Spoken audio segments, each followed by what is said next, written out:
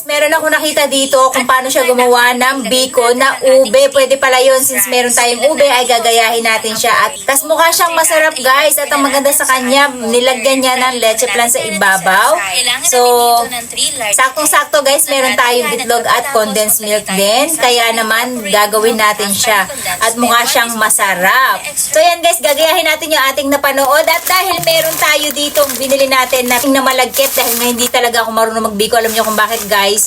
Dahil hindi ako marunong magsaing. Yun lang talaga ang wala akong talent, kaya hindi rin ako marunong gawa ng biko. It's either hilaw ay malatang malata siya. Kaya naman ito, gagamitin natin. Ito yung binili ko sa baking school ko. Ito yung sinaing na tapos dinry siya sa arawan. Kaya hindi natin kailangan maghugas o magtansya pa dahil ito saktong-sakto lang siya. Kumbaga, lalagyan lang natin siya ng gata. Tara, simulan na natin. At syempre, meron din tayong ube. Ayan yung ating ube essence na hindi mawawala. Tapos sakto, meron din tayong condensed milk plus itlog. Yung ating gata, guys.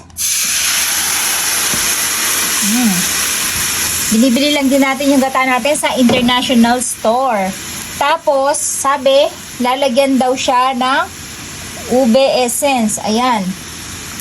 Tapos, papakuluan lang natin yan. Saka tayo maglalagay ng asukal. Asukal. Sayang lang guys. Wala tayong langka. Siguro mas masarap siya kung may langka. Kaya thank you kay Dessert by K Channel. Nagkaroon tayo ng idea. At nagkaroon ako ng idea na meron nga pala tayong instant malagkit. Kulay ube na siya.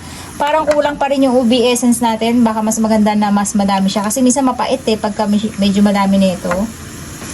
Para mas dark violet. Kasi kanya parang dark violet no? Mga 2 cup lang ang ilalagay natin dito ng ating instant malagkit. Ganyan ang itsura niya guys. Oh. Ayan, nakikita nyo. Ang bango niya.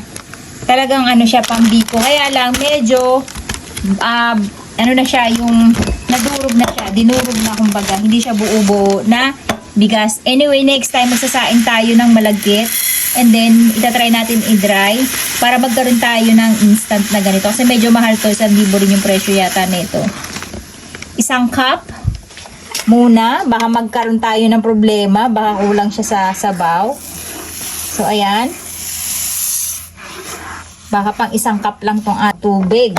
Anyway, pwede naman tayo mag-add ng tubig if ever na kulang siya. Baka 1 kalahati guys. So ayan guys, 1 kalahati lang muna yung nilagay natin kasi baka mamaya ay maging kulang siya sa tubig. Ayoko naman mag-add, baka malata tayo. So ayan. So hihintayin lang natin siyang ma-absorb niya yung ating ube. Konting asukal lang, nag-add lang tayo. Wow, grabe guys. Ito mukhang masarap talaga. Tapos yung gata natin, gatang-gata talaga. Sakto lang din sa kalahating cup yung nilagay natin kasi yung bigas natin ay 1.5 cup. Ang masaklap, kailangan haluin natin ng haluin. At mukha siya talagang maganda guys ha.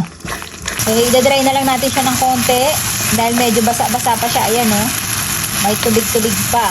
Ito pala yung pinaka the best guys sa mga hindi marunong saing. Yan, pinatay na natin yung apoy guys. Tapos papalamigin lang natin siya ng konti bago natin ilagay dito sa ating lalagyan. Kasi natin tong excess na mantika niya guys.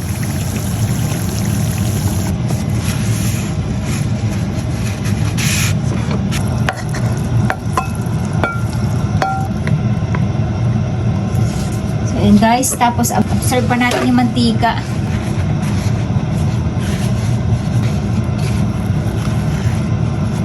Nakita niyo yung mantika na yan guys. So grabe Okay.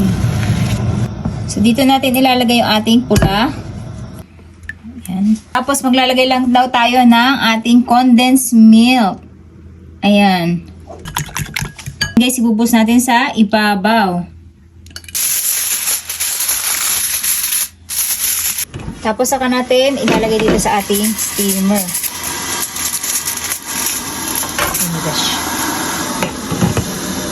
So, ayan na guys, pinatay na natin yung apoy at mukhang okay na siya. Mukhang naluto na yung ating leche flan. Silipin natin. Wait lang, may tubig. Oh my god. Nasobrahan tayo guys na pakulo ng steam. Ayan. So, ayan yung leche flan natin guys. Na oversteam. Naging preto. Ayan. Ito yung pangsisirap natin sa ating ibabaw. Ayoko kasi masyadong matamis. And guys, ganyan yung itsura ng ating naging leche flan. Medyo na oversteam siya kaya naging kulubot. Tapos sa ilalim guys, mukha naman siyang masarap. Ayan. At palalamigin lang natin siya. Perfect yung pagkakagawa natin ng biko kasi nga sabi ko nga sa inyo daw marunong maggawa ng kanin. Itadakimasu! Mauna ka na. Sige, sabihin tayo. Sarap. Sarap, besh! Sarap. Ganito lang pala magbiko. Ang sarap pag pinagsabay leche flan, no? Oo, iko de mo oishii kedo ne. Ang sarap ng biko natin, guys. Para siyang kalamay na ube yung amoy niya. Kaya kasi ang init pa, ma. Tapos yung texture niya, tama-tama, no? Tapos mainit-init pa kasi. Dapat nga lalagay ko sa rep eh. Para malamig na eh. Gusto ko din malamig. Gusto ko din mainit. Yung tamis niya sakto lang. Hindi masyadong matamis na matamis, no? Kaya, magugustuhan nyo to. Kaya lang hindi makakarating sa inyo. So kami lang. Papadala sa pagbibiko ko guys kasi alam ko na yung technique dahil meron tayong ang sarap. Balagkit na ganitong instant. Yung leche flan natin, medyo matigas siya. Naging parang tamagoyaki, no? Demo, aji wa isho. Pero lasang leche flan pa rin siya. Kaya lang kasi wala tayong condensed milk. At least alam ko na next time. Na ano condensed milk? Evaporated. Bakit? Pero ang sarap. Pwede mo. Hindi ito pa yung sa akin. Galing na pagkakalaglag. Talagang makakain na. Thank you kay Kay dahil nagkaroon tayo ng idea kung paano gumawa ng biko. Super sarap niya guys.